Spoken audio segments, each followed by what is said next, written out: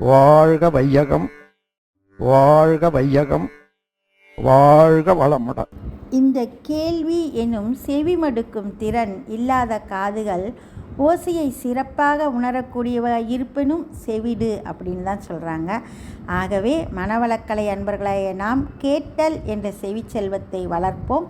மகரிஷி அவர்களின் கருத்து உணர்ந்து சொல்பவர்களின் கருத்தினை செவிமடுப்போம். அப்புறங்க காதோட பயன்கள் அப்படின்னு பார்த்தோம்னா, இப்புலன் இரு முக்கிய ஆனால் இரண்டு வேறுபட்ட பலன்களை தருதுங்க. அவை கேட்டல் எனும் கேள்வித்திறன், இன்னொன்று நமது உடலில் சமப்படுத்துதல் அப்படிங்கிறங்க. அதாவது நம்ம கீழே விழுந்து விடாமல் நிமிர்ந்து நிற்கிறதுக்கு தேவையான சமநிலை உணர்வினை நமக்கு அளிப்பது நமது காதுகள் தாங்க. கண்களை விடவா காது சிறந்தது, செவி சிறந்தது அப்படிங்கிற ஒரு கேள்வி எழுது இல்லைங்களா? கடைசியாக ஒலியை உணரும் கருவியான காதுகள் சேர்ந்த பின்னர்தான் இன்று நாம் காணும் பல வகையான ஐந்தறிவு உயிரினங்கள், விலங்குகள் தோன்றின. 5 அறிவே அவற்றோடு செவியே என்கிறது தொல்காப்பியம். செவிக்கு உணவு இல்லாத பொழுது சிறிது வயிற்றுக்கும் ஈயப்படும் என்பது வள்ளுவர் கருத்து.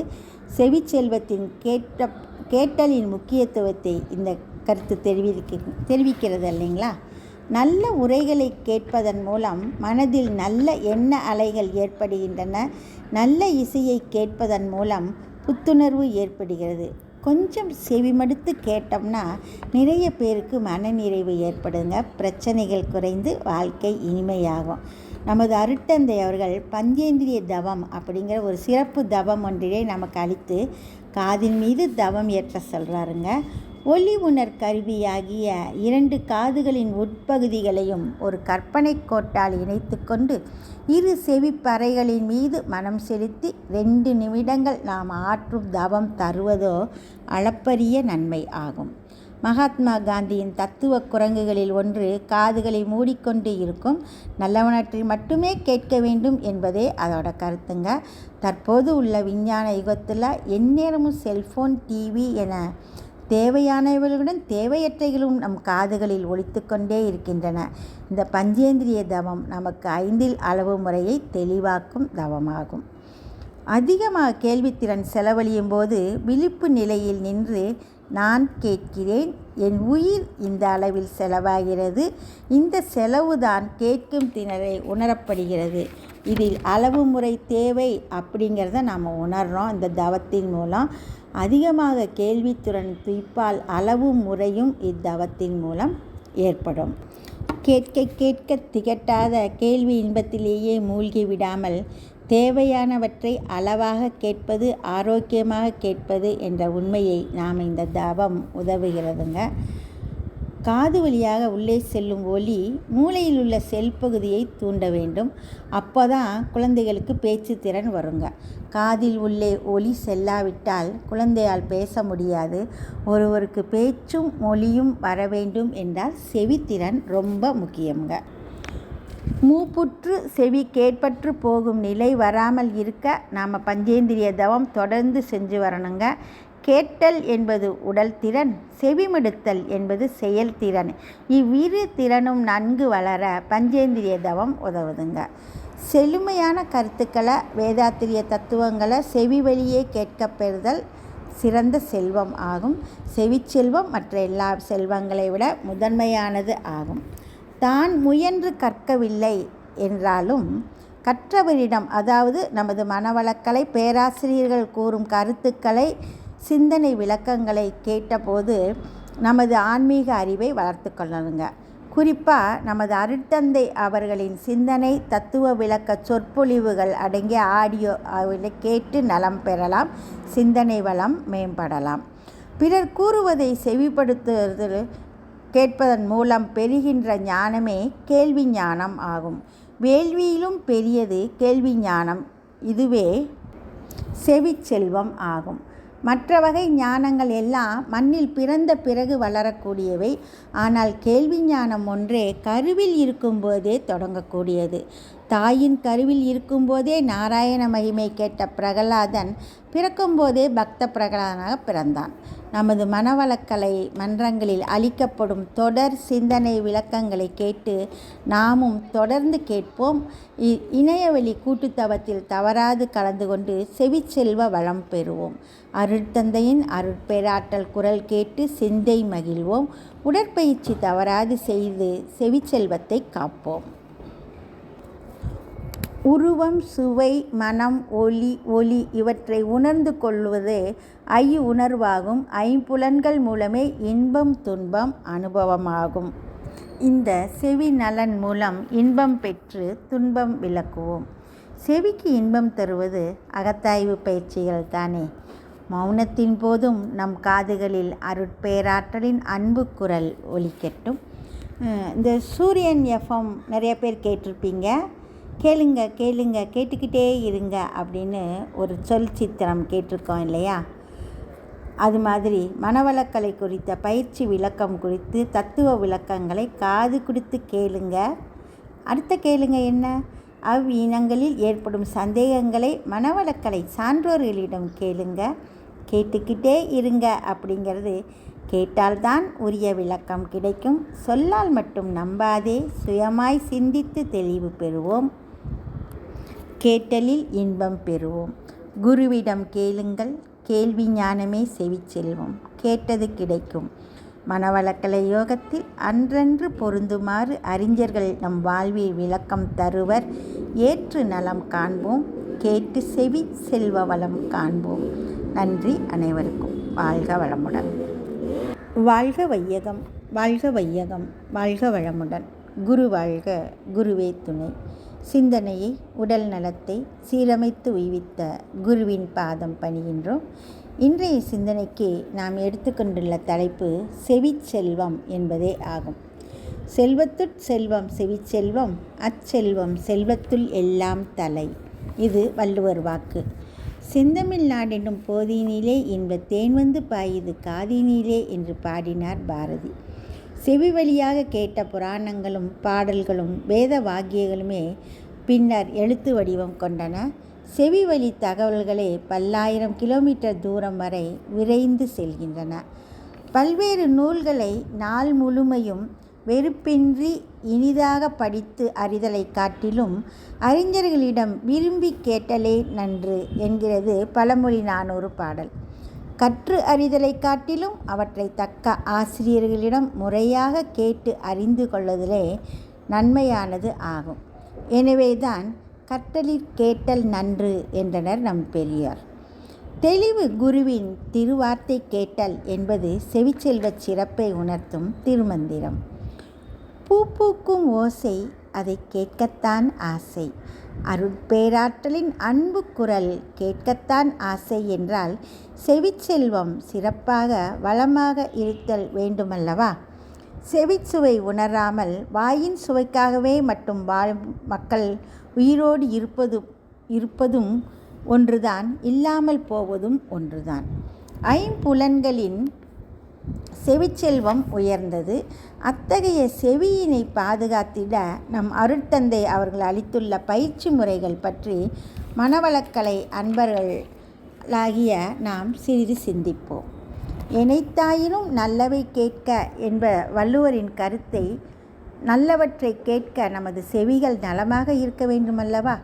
காதிற்கான நலம் தரும் பயிற்சிகள் பல உள்ளன. காதிற்கான பயிற்சிகள் அப்படின்னு நம்ம எடுத்துக்கிட்டோம்னா நமது கால் பயிற்சியில் ஃபுட் ரிஃப்ளெக்ஸாலஜி பயிற்சி மிகச்சிறந்த ஒன்றுங்க. பாதங்களை அழுத்தி விடுவதையே ஃபுட் ரிஃப்ளெக்ஸாலஜி அப்படின்னு சொல்கிறோம். இது கால் பயிற்சி நிலை 2ல் 6வது பயிற்சிங்க. வலது காலை தொடர்மிட வச்சுட்டு கை விரல்களை கொண்டு கால் விரல்கள் முதல் குதிகால் வரை அழுத்தம் கொடுக்கின்றோம். அதனால் உடலில் சுமார் 72,000 நரம்புகள் இருக்குங்க. அவை மின்சாரத்தை உடல் முழுவதும் பரப்பும் வேலையை செஞ்சிட்ருக்கு. அந்த நரம்புகளை கைகள், காதுகள், தொப்புள், பாதங்கள் முதலிய இடங்களில் முடிவு பெறுதுங்க. உடலில் உள்ள அனைத்து நரம்புகளுமே பாதத்தில் தாங்க முடியுது.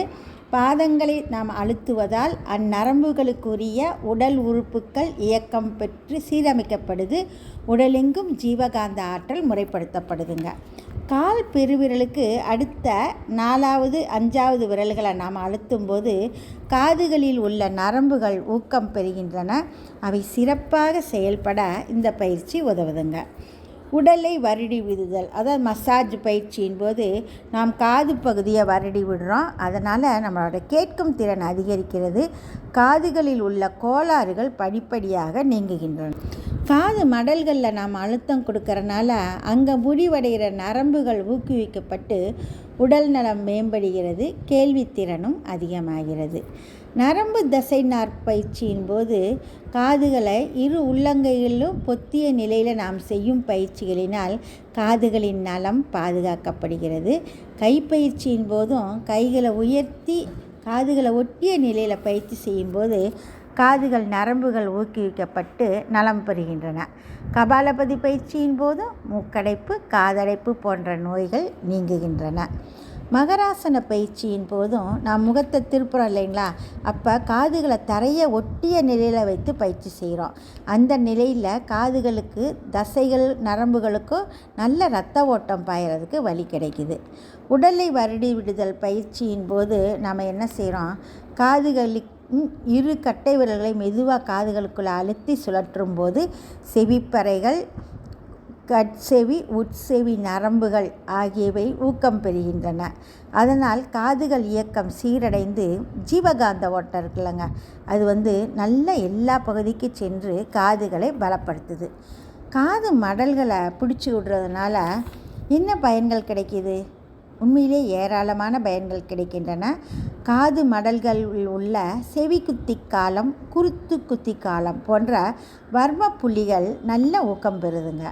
காதின் மடல் நரம்புகள், காதின் குருத்து, காதின் விளிம்பு, காதின் உட்பக்க குழி, காதின் புறப்பகுதியில் அமைந்துள்ள சிறு உறுப்புகள் ஆகியவற்றை மனித உடலின் பிற உறுப்புகளுக்கு ஆற்றலை தருவையாக அமைந்திருக்குங்க. ஓசையை இழுத்து மூளைக்கு அனுப்புவது காதோட முக்கிய பணி. காது மடல்களில் துளையிட்டு ஆபரணங்கள் அணிவது, காது மடல்களை பிடித்து கொண்டு தோப்பு கரணம் போடுவது ஆகியவை காதில் உள்ள வர்ம புள்ளிகளை அழுத்துவதற்காகத்தாங்க. காதுகள் சார்ந்த வர்ம ஆற்றலை வெளிக்கொணரும்படியே நமது இந்த உடற்பயிற்சி அமைஞ்சிருக்கிறது அப்படிங்கிறதாங்க உண்மை. மேலும் கால் பயிற்சியின் போது கணுக்கால சுழற்றும் பயிற்சி பண்ணுறோம்லங்க, அதில் உடலில் உள்ள இடகலை, பிங்கலை என்ற இரு நாடிகள் மிதமாக தூண்டப்படுகின்றன. மூட்டின் கீழே சுழற்றுவேன், உயிராதி நரம்புதானே என்கிறது வர்ம சூடாமணி. இத்தூண்டுதலால் காதுகள், கண்கள், நாக்கு, சிறுநீரகம், இதயம், தொண்டை, முன்மூளை ஆகியவை போதிய அளவில் ஆற்றல் பெற்று வலுவுடையதாக ஆகுதுங்க. காதின் மடல்களை நம்ம லேசாக வருடுறோம் இல்லையா, மிதமாக மேலிருந்து கீழாக அழுத்தி விடுறதுனால காது, கண், மூக்கு, நாக்கு என்ற 4 உறுப்புகளுக்கும் வர்ம ஆற்றல் பாய்ந்து அவை ஆற்றல் உடையதாக வலுப்பெறுகின்றன. கண், மூக்கு, நாக்கு ஆகிய உறுப்புகளை இணைக்கும் நரம்புகள் காதோடு தாங்க இணைஞ்சிருக்கு. காது மடல்களை தடவுவதால் கைகளுக்கு ஆற்றல் பாயறதோட கால்களுக்கும் பாய்கின்றது, பாதங்களும் வலுப்பெறுகின்றன. தலை, கழுத்து, இடுப்பு பகுதிகளுக்கு ஆற்றல் பாய்ந்து அவ்வுறுப்புகள் வலுவடைய செய்கின்றது. சுவாச மண்டலம், மூளை மண்டலம், ஜீரண மண்டலம், சிறுநீர் மண்டலம் ஆகிய அனைத்து மண்டலங்களும் நல்ல செயல்பட்டு உடல் நலம் இந்த பயிற்சியினால் காக்கப்படுதுங்க. காது ஓசையை கேட்பதற்கு மட்டும் இல்லைங்க, மேற்கண்ட அனைத்து நன்மைகளும் இந்த காது மடல்களை தடவும் பயிற்சிகளாக கூடுதலாக போனஸாக நமக்கு கிடைக்குதுங்க. அதனால தான் நம்ம முன்னோர்கள் காது மடலை பிடிச்சிக்கிட்டு தோப்பு கரணம் போடு, பிள்ளையார் முன்னாடி போடு அப்படின்னு சொன்னாங்கள்ல. முன்பெல்லாம் பள்ளிக்கூடத்தில் தவறு செய்யும்போது சுட்டி குழந்தைகளை ஒருவர் காதை மற்றவங்க பிடிச்சிக்கிட்டு தோப்பு கரணம் போடு, உன்னால் நான் கெட்டேன், என்னால் நீ கெட்டேன் போடு அப்படின்னு சொல்லுவாங்க. அந்த பனிஷ்மெண்ட்டு ஒரு ஆக்கப்பூர்வமான பனிஷ்மெண்ட்டுங்க, நமது செவிச்செல்வத்தை வளர்க்கும் பனிஷ்மெண்ட்டு. அப்புறம் முத்திரை பயிற்சிகளில் சூனிய முத்திரை அப்படிங்கிற முத்திரையை பயிற்சி செஞ்சோம்னா காது கேளாமை, காதில் நீர் வடிகிறது, காது வலி, காது அடைத்தல் போன்றவைகள்லாம் குணமாகுதுங்க. அதாவது நடுவிரலை கட்டை விரலின் அடிப்பகுதியில் வைத்து கட்டை விரலால் அழுத்த வேண்டும். மற்ற விரல்கள்லாம் நேராக இருக்கணும். இதுதான் சூரிய முத்திரை அமைப்புங்க. செவியினை பாதுகாக்கும் முறைகள் அறிஞ்சுக்கிட்டோம். செவிச்செல்வம் அப்படின்னா என்ன அப்படிங்கிற பற்றி கொஞ்சம் சிறிது சிந்திக்கலாம். ஐம்புலன்களால் உலகத் தோற்றங்கள் மற்றும் இயக்க விளைவுகளை நாம் அறிவின் மூலம் அறிந்து கொள்கிறோம். ஐம்புலன்களின் மூலமே இன்பமோ துன்பமோ அறிகின்றோம், அனுபவிக்கின்றோம். அறிவுக்கருவிகளின் பஞ்ச இந்திரியங்களில் காதுகளால் ஒலியை நாம் உணர்கின்றோம். ஒலியை காது ஏற்கும் செயலை செவிமடுத்தல் அப்படின்னு சொல்கிறாங்க. மொழியை கற்பதற்கான முதல் வழி செவி ஆகும். இந்த செவிமடுத்தல் என்பது ஆர்ட் ஆஃப் லிசனிங் அப்படிங்கிறது. இந்த ஆர்ட் ஆஃப் லிசனிங் நமக்கு மேம்படணும்னா நம்முடைய காதுகளை நன்கு பாதுகாத்து கொள்ள வேண்டுங்க. நமது மூல மறை நூல்களான வேதங்களும் ஆகமங்களும் கடவுளிடமிருந்து ரிஷிமார்களுக்கு நேரடியாக கேட்கப்பட்டது, அதாவது காதுகளின் மூலமாக கேட்கப்பட்டது என்பதால் அதனை சுருதி அப்படின்னு சொல்லுவாங்க. குருவிடமிருந்து சிஷ்யனுக்கு செவி வழியாக வழங்கப்பட்டது. இந்த செவிமடுத்தல் பண்பால் நுட்பமான அறிவு அறிந்தவர்களிடமிருந்து கடத்தப்படுகிறது. ஒளி முதலாவது படைப்பு செவிமடுத்தல் என்பது ஒரு கலை. இத்தகைய செவிச்செல்வம் செல்வத்துள் எல்லாம் தலையானது தானே. வாழ்க வளமுடன். ஸ்கை வேதாத்திரியம் அமுதம் சேனலுக்கு இதுவரைக்கும் சப்ஸ்கிரைப் பண்ணின அனைத்து அன்பர்களுக்கும் மிக்க நன்றி. வாழ்க வளமுடன். அனைவரும் வேதாத்திரிய தத்துவங்களை உலகறிய செய்வோம். இந்த சேனலை உங்கள் நண்பர்கள் அனைவருக்கும் ஷேர் செய்து பயன்பெறுங்கள். நன்றி. வாழ்க வளமுடன்.